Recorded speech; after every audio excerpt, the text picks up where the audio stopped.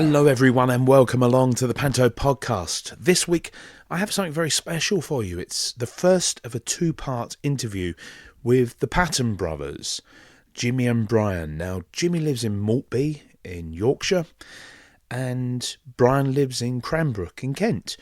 So both interviews were conducted at different times, about 200 miles apart as well. I did think about editing them together and then I thought, no, we'll get their stories individually. So there might be a couple of bits that repeat themselves, but I'm sure you'll still enjoy it. They're wonderful, wonderful story. Just to say as well, don't forget, we're on all the social medias, on Instagram, Facebook, and of course Twitter. Thank you so much for all your likes and shares, and I hope you enjoy today's podcast. Brian's will be on next week. Today my guest is the other half of the Patton Brothers, Jimmy Patton. Hello there, welcome along. Nice to see you. Nice to meet you. Yeah, it's really great to meet you too. So, how did you actually start to get into comedy? What was your big sort of influence? How did I start? Well, I was doing. I did a talent show at the Regent Rotherham, and I won the competition. And Dad was on the first half of the bill, and he said, "You're not going in for that, are you?" He said, I'm a pro, but when I won it was, that's my boy there, that's my lad, he's great, yeah. So it was wonderful, yeah. And then an act came to the Regent Rotherham, Britain's Dead End Kids, and they put an advert in the paper, boy wanted to join the act.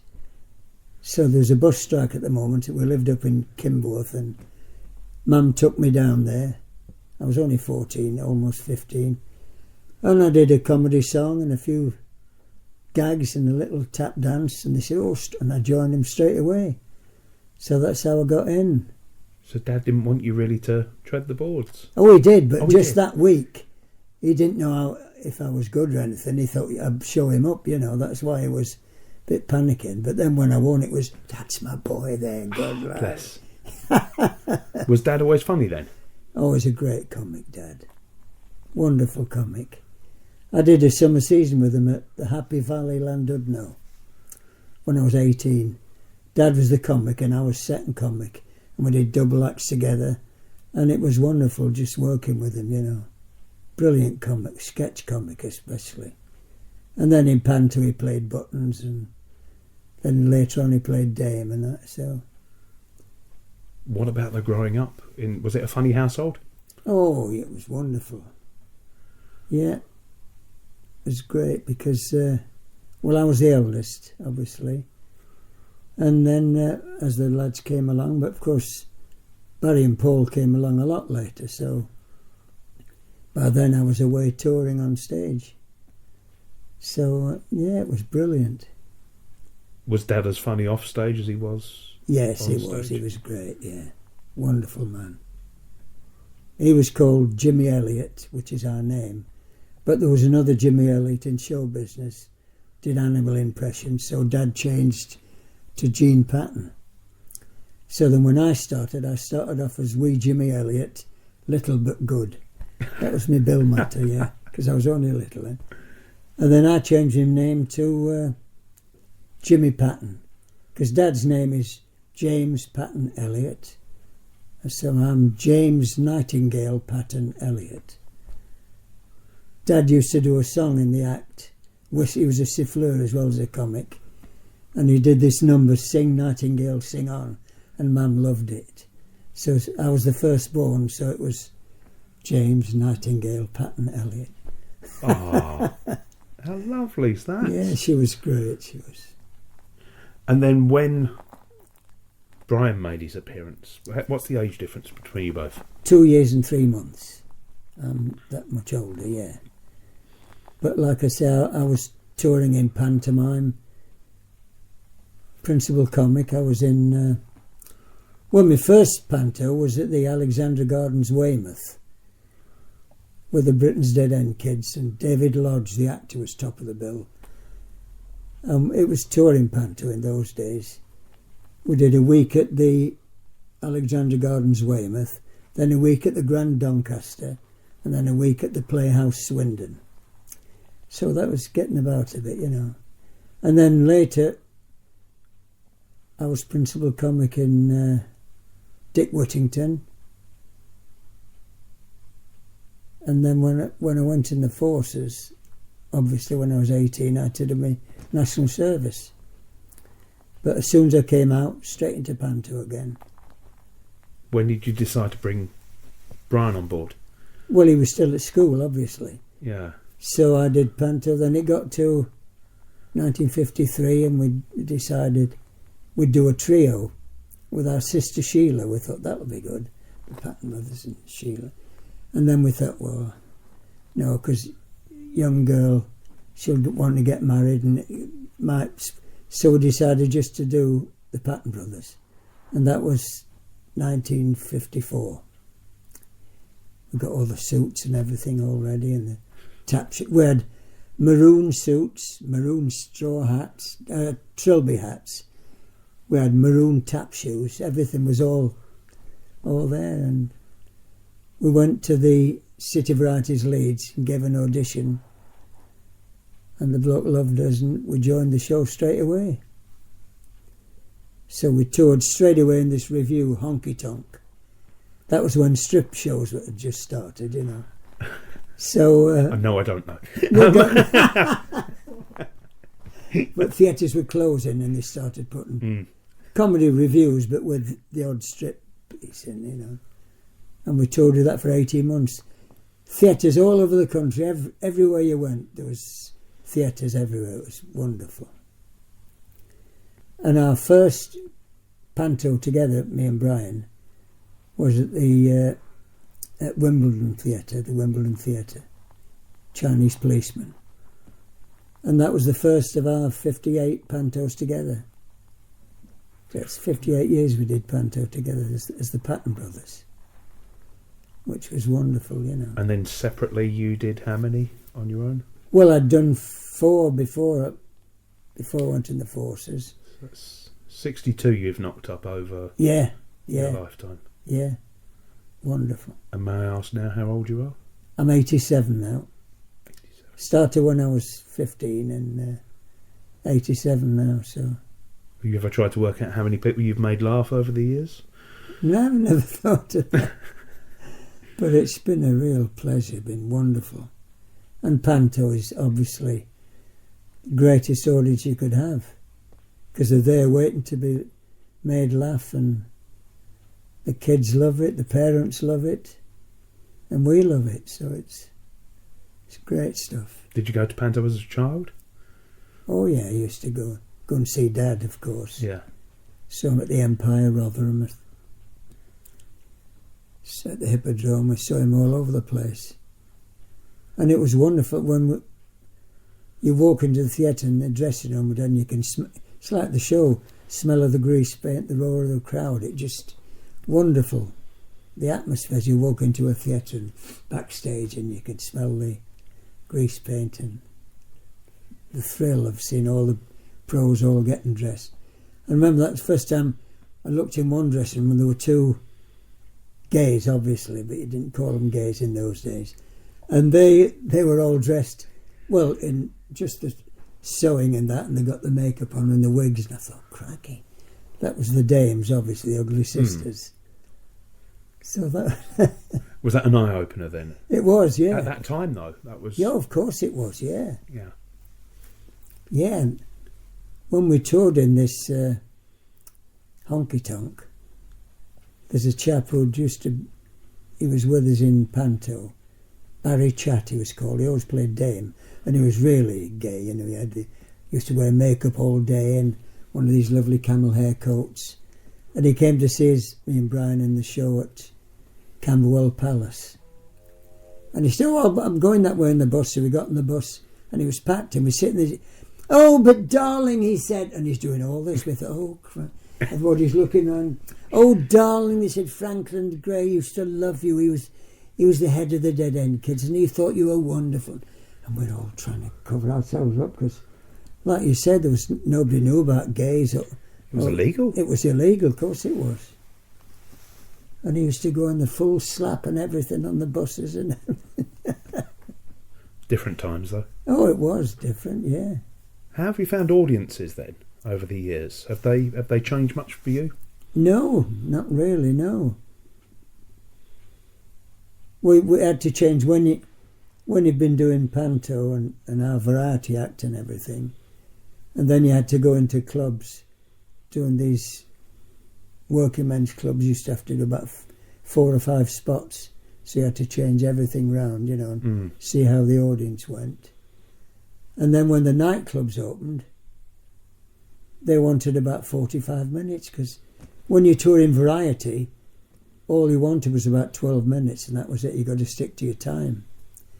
And on these nightclubs, they wanted 45 minutes or an hour, so you have to work out all different stuff, But you have to adapt and think of what comedy's going to suit them, Whereas Panto, it's all the knockabout and the slapstick and ice cream in the face and all that. Oh, it's wonderful. We love that. Brilliant. Wonderful. When you were a child then, did you go to the theatre much apart from Panto? Yeah, it's the circuses. I remember going to the circus in the Clifton Park in Rotherham. Any kind of entertainment we loved, But we loved the radio. Obviously there was no TV when we were kids. Just radio, and I used to love listening to Music Hall and Happy Drum and all these comics, and the comedy double acts came on. We used to love listening to them. Is that where you think a lot of the wordplay came from that you like to use? Yeah, definitely, yeah. Because the radio, I don't know why it was... Even plays on the radio were just as... You didn't think about, until telly came in, how wonderful it was, the radio. Brilliant. There were lots of double acts we used to follow, Murray and Mooney, and on the radio, And Jewel and Warris, they were the big name in those days. But it was wonderful. 'Cause the first thing you do, get first thing straight, turn the radio on and listen to it. Then certain programmes you'd love to listen to, And the first double act that I really thought, oh, these lads are wonderful, was an act called Sid and Max Harrison. I don't know if you remember Hope and Keane. Well, these were their dads. They were the great comics. They were a big name in the West End and all over. But one night we were doing the Hippodrome Preston in a variety bill, and they were top of the bill. And there was a radio broadcast, and they said, it's all going to be different. We're going to have different slots to record. And they kept the show going all night. They came on as... They did 5 different double acts. Now, I was only 15. I thought, how can they remember all these lines, And they did an act as a couple of gangsters and one as a couple of convicts. And I thought, isn't it brilliant how they work all this out? Which is what we had to do later. When we did summer season in Rill at the amphitheatre, it was 5 shows, different shows. Every night you changed the show. So we had to work out 5 different acts. Work out the comedy. In the stage, there used to be Fred Fortune at 10p for gags, and we used to even write to them and get gags from all over. Yeah. And work them into a double act like that, which is what we did. How did you and Brian write then? Did you get much input from your dad to begin with, or was it just you two on your own? No, it was just us. Like I said, we saw different double acts. We saw an act called Sid and Paul Kay. I saw them at the Regent Rotherham. And we thought, that's great. They did the knockabout and that, and we thought, we'll do a bit of that. And then the knockabout, the cross patter. We just listened to other comics and picked up the odd gag from here and there and worked it into the act, Where did you get the ice cream gag from then? Oh, that was wonderful. That was our pal Bobby Dennis. I don't know if you know Bobby Dennis. He's a comic. He's 93 now, but he's a great comic. We did Panto at the Princess Theatre Torquay. We were the Chinese policeman and Bobby was wishy-washy. and it was from him. But it was an act.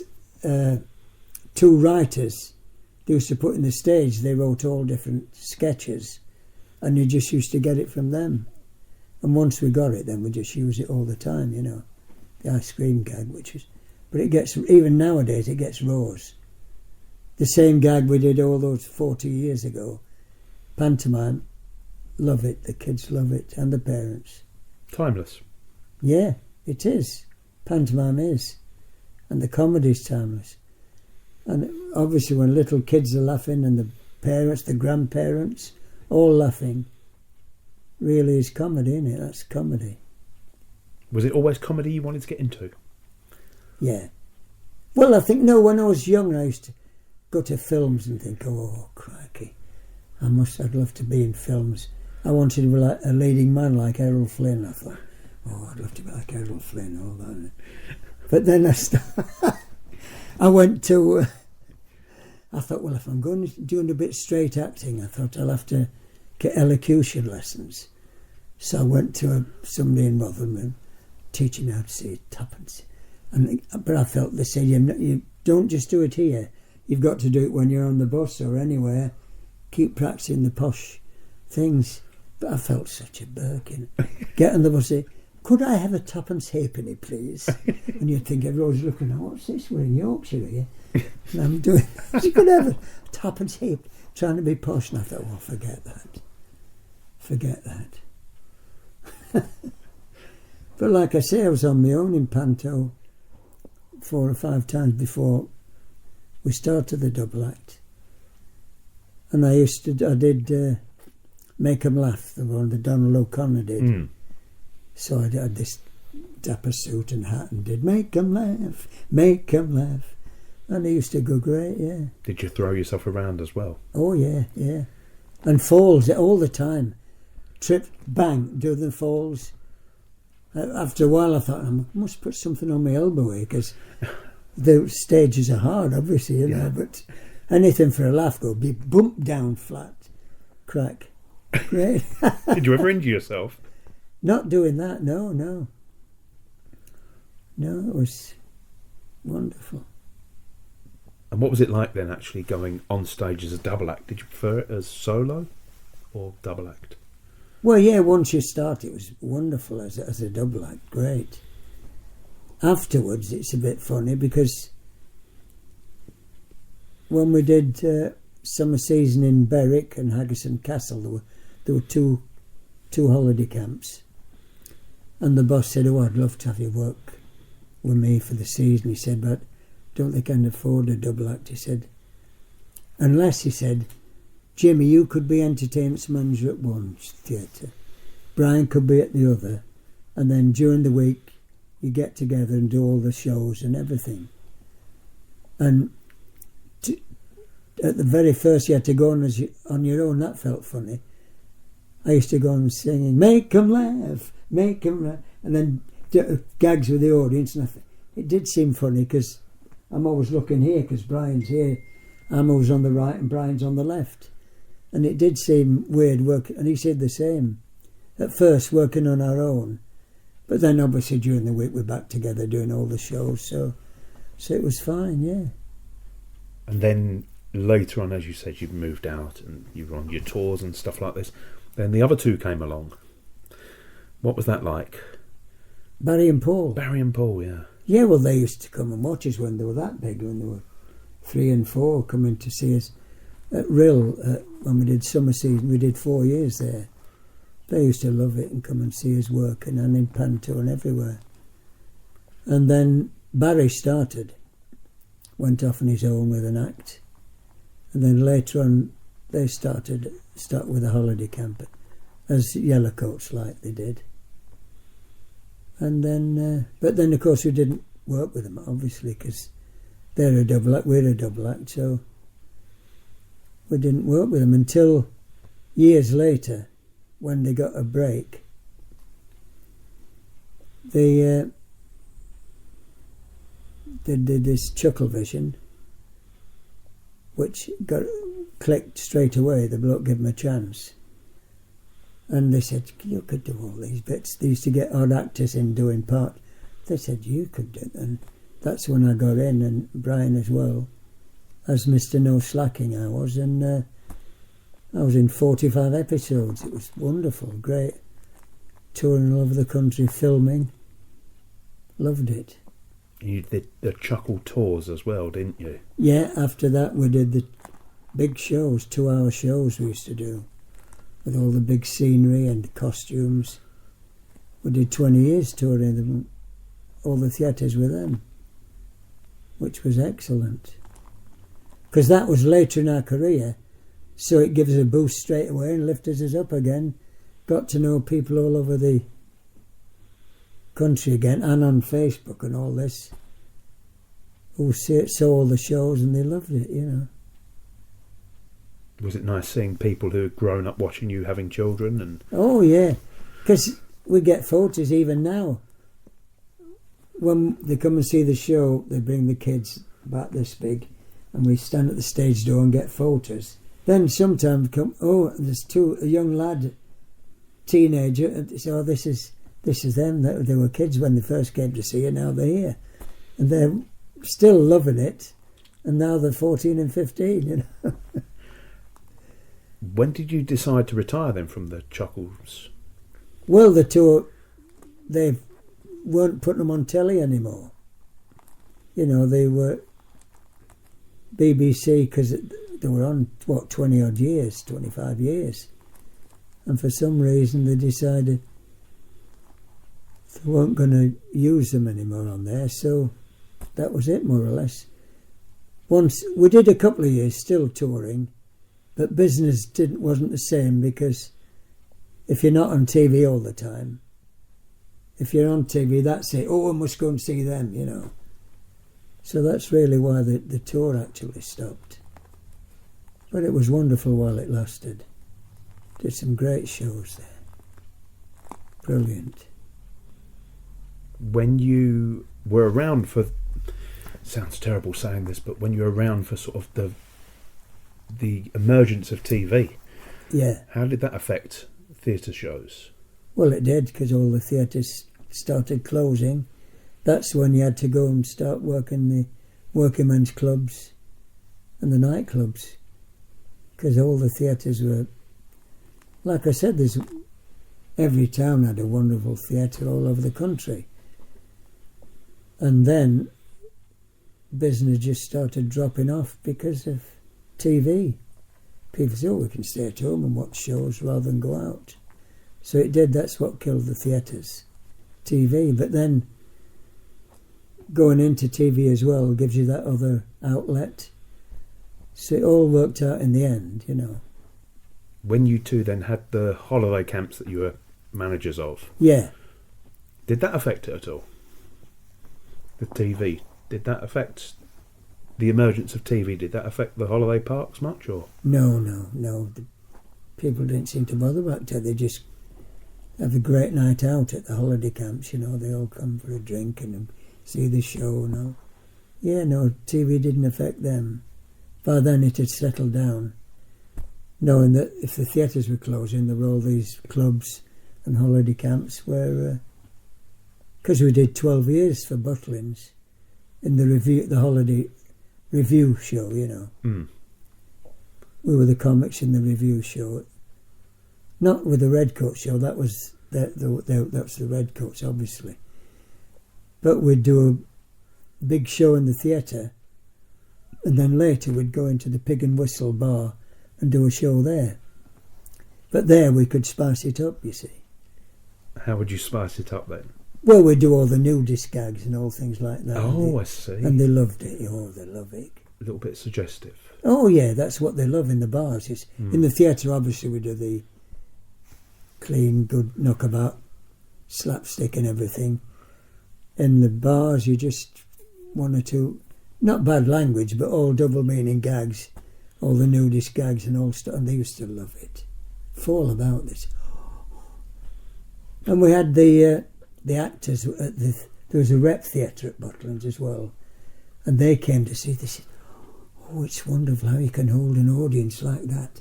You know, near 1,000 in the Pig and Whistle. getting roars and applause and everything. And they said it's marvellous. They used to love coming to see us, which was fab. And we used to go and see their play, obviously, because show business, you're all camaraderie and all that, you know. Nobody wants to see anybody fail, do they? Oh no, of course you don't. But you like it when they're good, and you think, oh, that's great, yeah. Yeah, it's lovely. Oh, it's been a wonderful, wonderful career. And Brian and I were getting so well after all these years together. 1954 till 2 years ago we did our last Panto, which was Aladdin, at the... where was it, darling? The Gladstone Port Sunlight. Port Sunlight, I always can't remember that. Port Sunlight on the Wirral. That was the Gladstone Theatre. And were you the Chinese policeman again? We were the Chinese policeman. Yeah. If it's Aladdin, obviously we're Chinese. We're either... Yeah, because when we did the Palladium with Ronnie, we were the Brokers Men. Ronnie Corbett with the Brokers Men. And we did 9 Pantos with Ronnie. Every time he did Panto, he wanted us with him. And he said, why don't next time we're at do Cinderella, play the Ugly Sisters? He said, you get more to do and you get more money, obviously. So, Ugly Sisters then, with all the stuff, and we did that several times, Ugly Sisters. But the best part for a double act was Babes in the Wood, where we're the robbers, the good robber and the bad robber. But now they've cancelled, they won't put Babes in the Wood any time. They think, oh, because it's the story about kidnapping the babes, taking them to the woods, the good robber and the bad robber. The bad robber wants to kill them and the good robber says no, and they have a fight. Comedy was wonderful for that. We had real guns, like Magnum, boom, we used to blinking. We did a fight scene to save the kids. We did a boxing thing, a comedy, da-da-da-dum, boom, boom, boom, comedy to boxing. Then we get the swords. We're going to fight with swords now. All the gags with the swords.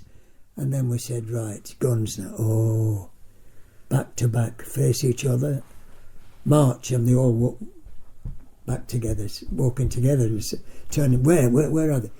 But the funny part was, these guns they were real magnums. They had to lock them away in the safe every night, the management, because it was the time when there was trouble in Ireland and all that. And we used to say, gotcha now. And I'd go bang with a gun, and Brian's trousers would shoot off. It was brilliant. They were all trick trousers, but he'd stand against the scenery, and as I went bang, he's there with his trousers on. Wait! And then he'd do the same thing, bang, wait! And we'd chase around with the guns. But it was wonderful, it was. Later, when we had to use starting pistols, it didn't get the same effect as that real bang, like a real gun, you know, obviously. But they were the best parts for a double act, the robbers in Babes in the Wood. And the Giant's Henchmen are good. When we did Jack and the Beanstalk with Bill Maynard at Theatre Hall Norwich, and Bill had just become famous with oh yes, that's Selwyn Froggatt. Yeah. And he was, I couldn't believe it. It's the first time I'd seen people buying and selling things, you know, they all do that now at the front of the theatre. And all his gear, oh yes, it's Selwyn Froggatt. It was packed. They had people buying things, and Bill was great comic. And it was a wonderful 8 weeks run at Theatre Hall Norwich, with Bill as the comic and as the Giant's Henchman, you know, which was great fun because we had a wonderful giant. They really walked. It was a a lad in this giant, and he'd be asleep, and Brian and I used to come on and he'd say, "Oh, you wake the giant up, you wake the giant." And we did the radio gag then, which I kept turning out and I go, "Da, da, da, da, da, da, shh, the giant." And it was really wonderful stuff. You love waiting to go into Panto. This is the thrill of going into it, you know. Putting your costumes on, doing the dress rehearsal, and then the first dress rehearsal you think, oh, because you get no reaction, obviously there's nobody there. So then the opening night, whoa, you know which gags and which sketches get the roars. And that is a wonderful opening night. Love it. Have you ever had a bad Panto experience? No, not over the 70 years of not. No, not a bad Oh, and this is before I met Brian. They were doing Panto at the Theatre Royal Rochdale. We're doing Red Riding Hood, and then the next week we were at the Theatre Royal Bilston. So we got there, and they said, "Oh, we had Red Riding Hood last week." We said, "Hey, what are we going to do then?" The boss said, "Oh, we'll call it Babes in the Wood and just change it around a bit." And so that on that Sunday when we got there, we had to just try and change it around, and because they'd had Red Riding Hood before, and we had to do Babes in the Wood. So we thought, "Crikey, how's this?" But it worked out fine. It still do all the same gags and everything, you know. Yeah. Bit of a panic. Oh yeah. Well, and at the Palladium once, we did a wire act with Ronnie where he's with 3 acrobats, and Ronnie's on a wire, and we do "Halley up, boy," and we lift him up and throw him around, toss him to each other, and all that. And one night we're just waiting to go, and he says, "Boys," he said, "they don't feel safe." He said, "This, I can't go." I said, "What?" And the music's playing, and so me and Bran had to just go and do a few trips and leaps about, just make something up, because Ronnie said, "I can't go on doing that because the wire's not safe." So I thought, what the hell are we going to do? It worked all right. Where did you first meet Ronnie then? Ronnie we did the Alexandra Theatre, Birmingham, 1970. And it was Cinderella, and Ronnie was Buttons, obviously. We were the Brokers men. And I was his understudy. We'd never met, obviously, but he had to have an understudy, so I had to learn all his lines as Buttons, apart from me and Brian doing all our stuff. And we did that, Panto. Didn't really get to know him much, but we enjoyed it. Then at the end of the run, his agent came and said, "Ronnie's like to say how much he's enjoyed working with you boys." I said, "Oh, that's very nice, thank you." So we fixed Panto then at Bradford for the next year. We're doing summer season in Clacton, and we get a telegram from Ronnie. Have you fixed Panto yet?" We said, Brian said, "Well, yeah, unless it's for the Palladium." And he said, "It is." We said, "Oh dear, we've fixed Bradford. We're going to have to try and get out of that so we can do the Palladium Panto," which we're not going to turn the Palladium down, are we? We're just thrill of a lifetime playing the London Palladium. So we got on to Derek Solberg, who we'd done at the Alex with, and he said, "If I can get anybody of your calibre for your money." And Brian said, "Well, I don't think you will." I said, "Because they're all getting more than us." So, but he said, "I've managed to get an act." He got Lester and Smart. So he got us in, let us off for the Palladium. The only drawback, we had to pay 10% to the agent that had booked us for Bradford and 10% for the agent who booked us at the Palladium. So we were doing it, having to pay 20% of our money to agents just so we could do the Palladium. Was it worth it though? Oh, wonderful. Every time you went on, Ronnie would say, "There's Daniel Roos in the box here," and the Duke of Kent is it? And every night somebody packed all the time, obviously, and always some pros or famous people in the audience. So it really was a thrill. 19 weeks it was as well. Was it? 3 weeks rehearsal, 16 weeks run, twice daily.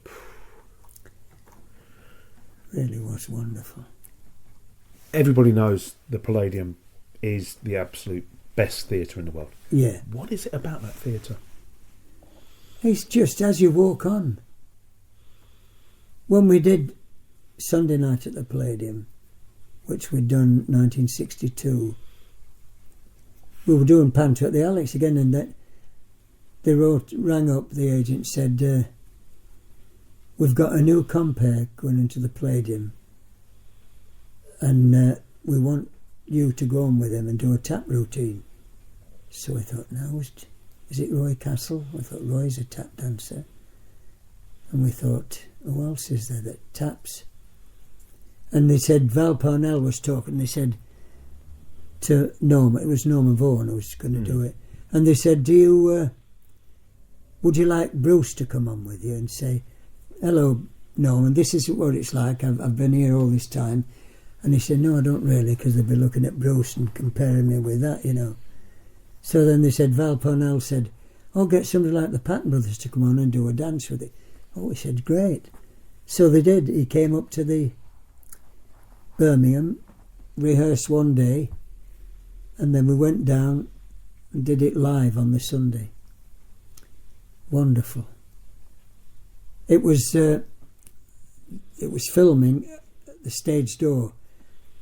Me and Brian are there, all dressed, ready to go on, and Norman said, "Which way to the stage?" And we'd say, "Oh, it's this way, come on with us." And just as we did that, the big doors opened, and there we are, walking straight down onto the stage, and the wonderful atmosphere of that theatre with all the lights and everything. And we went to da-da-da-dum-dum-dum, bam, da-da-da-dum, da-da, and we went into this tap routine with Norman. It's wonderful. And that was the atmosphere with... There's no footlights there, you know. Most theatres had footlights.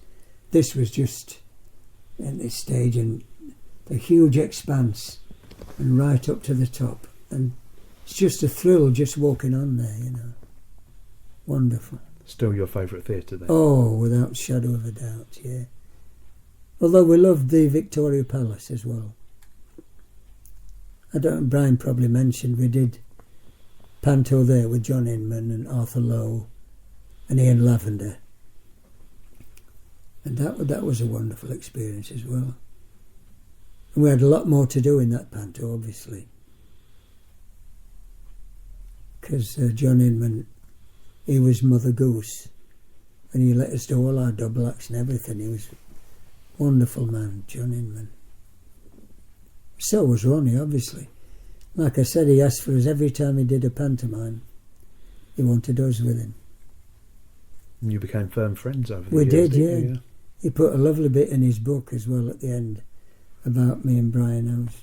I loved working with us and all that, which is very nice.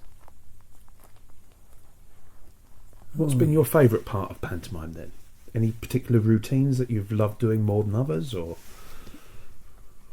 Well, we always do the ice cream gag. We always do the ice cream gag. And the other one is A Little Bit of Heaven, which is a lovely gag. Brian goes on first and sings, "Just a little bit of heaven fell from out the sky one day," bump, and this huge sack drops and hits him on the head, and he staggers around. He says, "Oh, I'll get somebody." "Hey, Jimmy!" And then I come on, and he says, "You've got a lovely voice. Will you sing us a song?" "Yeah, I don't mind." "What do you want to sing? A little bit of..." "Oh, I know that one. Come and stand over here." "Why? I could sing it here." No, come and stand here." And then I go, "The little bit of heaven fell from out the sky one day," bump, crash. Oh dear. And then, of course, we say, "Let's get somebody else." And then it all goes, we get it wrong every time. Every time we tell them to stand here and sing the song. And as they go, "A little bit of heaven fell from out the sky one day and they walk away and bump, it hits us, you see. Every time we do it, it keeps hitting us on the head. But we always do that. Ice cream gag, Little Bit of Heaven, they're our favourites. Oh. What about then the telly work? Because you've done bits and pieces on variety shows. Oh, yeah. Even 321 and things Well, like the that. first one we started was, we gave an audition for Barney Colahan. And he said, "Wonderful, lads, where have you been?" You know, because it was 1957. We said, "We've been a double act 3 years. Where have you been all this time?" He said, "Oh," and he used in lots of things. We did 5 or 6 with A Little Bit of Heaven. We did the city varieties, you know, the good old days. Mm. We did one with Donald Pierce, another with Ray Allen, another with the American lad that sang "Sit Down, You're Rockin' the Boat," Stubby K. And he used on lots of shows, Barney. But we did our first one was a talent show like Up Knocks, our very first one. It was called "It's Up to You." And it was introduced by Peter West, who used to introduce the rugby and all that. And we did our spot on that. And then the people had to vote the next week. They had to vote who they wanted to win. And we won it. They voted us back. And you had to say what you'd like for a present, for a prize. We said, well, we'd like new stage suits and a script by Morecambe and Wise's writers. So they did that. That's what we won. But it wasn't one of these where you carry on every week. It was you do it 1 week, whoever wins gets it. Ted Rogers won it 1 week, and Pinky and Perky won it another week with the pigs. So Another famous double act. yes.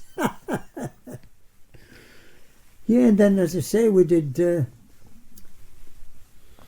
kept going on lots of shows like Summer Spectacular, Saturday Spectacular. Did lots with Ronnie when he did his Saturday night shows.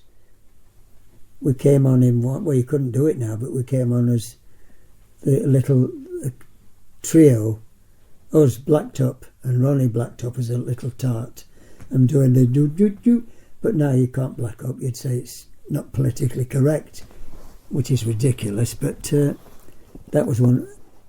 We did lots of spots with Ronnie on his Saturday shows like that. Yes. Loved it. And then Ken Dodd used us in his... He had a series on BBC TV. And he used us... One of the spots, he did a... He said, you've heard of New Faces and you've heard of Opportunity Knocks. We've got another one here, New Knockers. He said, we came on as 2 German SS guards, all in the full uniform, doing the tap routine to the German national anthem.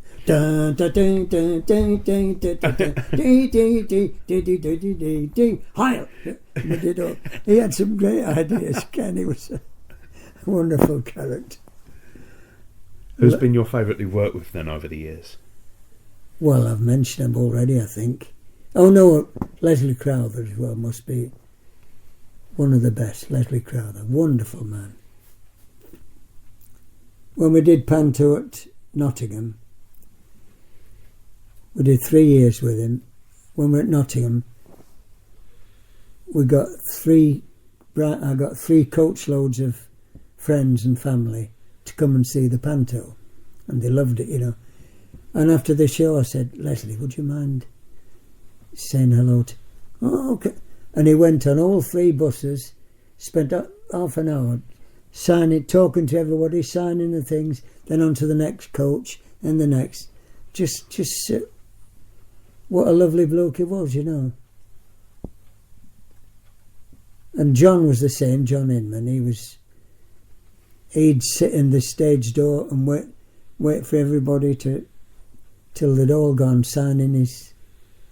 All lovely fellas. So there's Leslie Crowther and John Inman and Ronnie, of course. Ronnie was wonderful. They're the nicest, I think, I'd put down. But most pros are lovely. Most of them are good. There's only a few that's... Well, not nasty, but we did a tour of South Africa with Cilla Black, the Cilla Black show. 6 weeks tour over there, and it was when she'd just become big in the hit parade and all that. And it was a great show, great big band on stage and everything. But we all stayed in a hotel and she was somewhere else, obviously. But she never mixed with any of us. And we'd heard of Cilla, the girl next door, hello love, how are you, darling? But we never really met her till the last night. And it's been wonderful working with you boys, great, lovely to see you. And yet she'd never mixed with anybody, you know. So it's just how people perceive what's happening, isn't it? What about your company parties and things like that? Have they always been fun? Oh, yes. End of season runs and... Yeah, and last night at the Panto at Palace Manchester, and John Inman and Barry Howard were the Ugly Sisters, and they did a lovely strip routine for all the pros on stage, you know. It's hilarious, wonderful stuff. And then at Torquay, the dame there was, and he came in at the end of the night or the party as a nun with all the lovely makeup and all the like that beautiful stuff. And then he turned round to go out and he was bare and his jacksie was flashing to everybody. So we thought he was in a lovely straight thing as a nun, and he turned round and his jacksie flashing.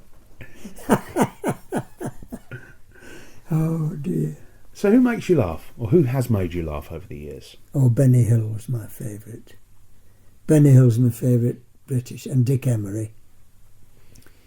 And Red Skelton, Red Skelton and Bob Hope are my favourite Americans. And Jerry Lewis later on. I love Jerry. But they're the ones who make me laugh. And Max Wall. I don't get all the comedy nowadays where they just walk on in ordinary scruffy gear and just stand there just talking about, well, anything. It's just not my style of comedy. I like comics who are funny and look funny and are funny, like Benny Hill with all his different faces. No, sir. Fred Scuttle, sir. Good evening, viewers. Yeah, and I love Benny Hill. Did you ever get to meet them or work with them? Never had the pleasure of meeting Benny Hill. We met Dick Emery. He was a lovely man. Because when we toured Australia in the Jolson Review, Anne Emery, his sister, was in the show as well. And one Sunday they said, oh, Dick wants to have a word, so we chatted to him on the phone. So that's the only time we met him, talking over the phone. But they're funny men, you know. I love funny men. And like I say, Red Skelton's my favourite American comic. But nowadays it's all different. To me, it's all different comedy, you know. There's very few nowadays that I say, I must watch them. Still love Morecambe and Wise, you know, with what we've got on tape.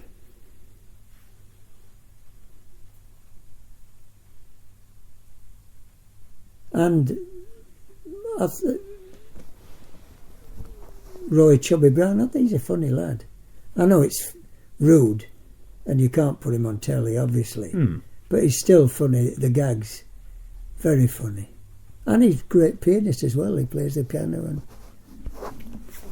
we were talking earlier on about him possibly being in Panto one day. yeah, He'd be great, fun of to course watch, he would, yeah. An ugly sister. Yeah, he would. Very funny, man. I used to love Bernard Manning as well. I mean, he didn't have...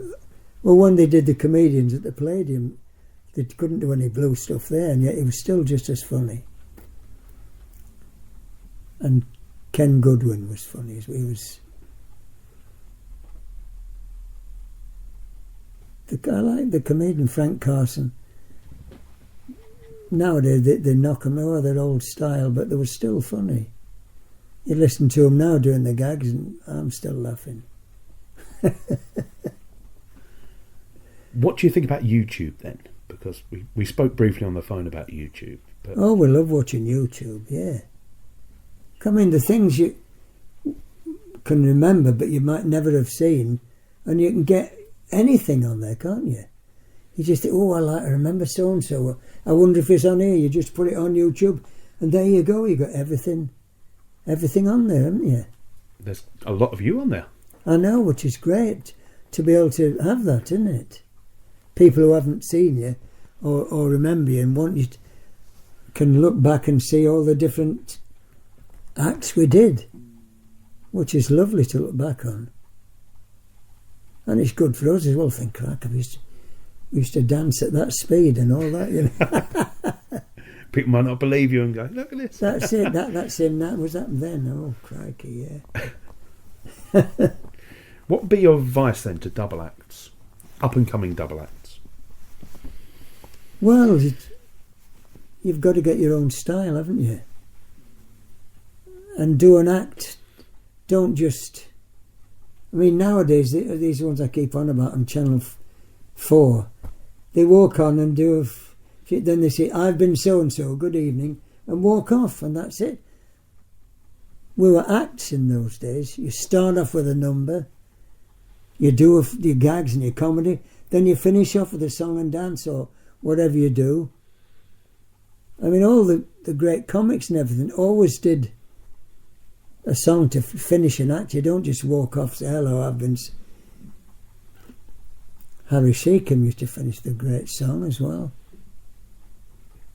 Roy Castle's a great song and dance man. But that's it. It's no good going blue because there's no... unless you've got to work the clubs and then you've got to put stuff like that in. But work out your own style. Get it on then, see what goes and what doesn't go, and then shuffle around like you have to, you know. How long did it take you and Brian to get your own style together to say we've actually nailed this? Well, in that first tour, because it was, like I said, it was 18 months every night, different theatre every week. So as you did your gags, if something didn't go, you'd slip another one in instead. And we always knew if there were a hard audience for comedy, we always had our song and dance to get us off, you know. They said, oh, cracky, they're down, oh, great. They used to love it. Because we could do something, you know. I know when we did a show in Naples for the American Navy, and the commander of the American Navy was in the audience with his wife. And when we did, ma'am, you coax the blues right out of the horn, mate, and our tap routine, and she stood with bravo and threw Rose onto the stage. It was lovely. She appreciated it so much, you know, the song and dance. It was a lovely thrill. I thought, oh, crack. We got to one club in near Scarborough. Ronnie Hilton was top of the bill and us. He said, oh, boys, he said, they've got me on going on at midnight. He said, I'm a bit past it now for... would you mind? We thought, oh, Christ. They're going to all be drunk and everything. So we said, yeah, well, he was a nice lad. We like Ronnie. So we thought it's no good doing comedy, patter, because he won't listen. And so we did the old... right, here we go. Half the audience singing, It's a long way to Tipperary. It's a way. Now this side, won't you sing, pack up your troubles in your way, and they sing it through and they love it. Now we're going to have it both at the same time. And then got them rose and standing up cheering because they love having a sing song. So that's what we did to finish up with.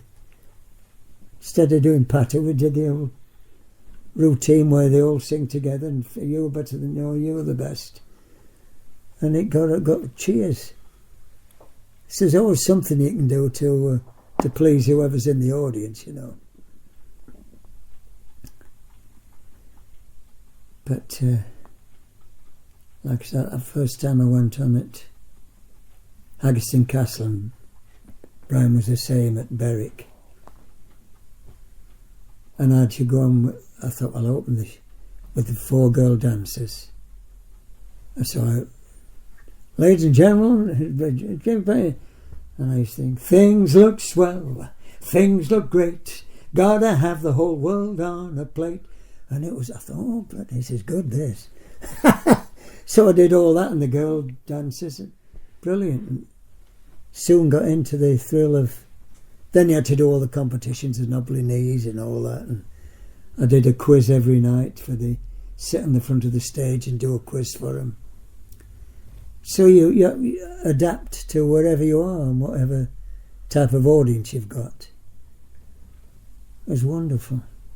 So that's the key to it, you think, for double acts? Oh yeah, you've got it, yeah. Comics. Of course it is, yeah. Yeah. What would be your advice for future Panto stars, maybe listening to this, thinking, how can I get into this? Well, you've got to take it serious, not think it's just fun, I can do anything I like. You've got to still be regimental and know what you're going to do. You can slip the odd gag in now and then, but work out your routines so that you know what gets laughs and what doesn't, and just stick to that and do the best, all your best stuff. Because as soon as you go on in Panto, you've got your costumes on, the audience is there waiting to be entertained.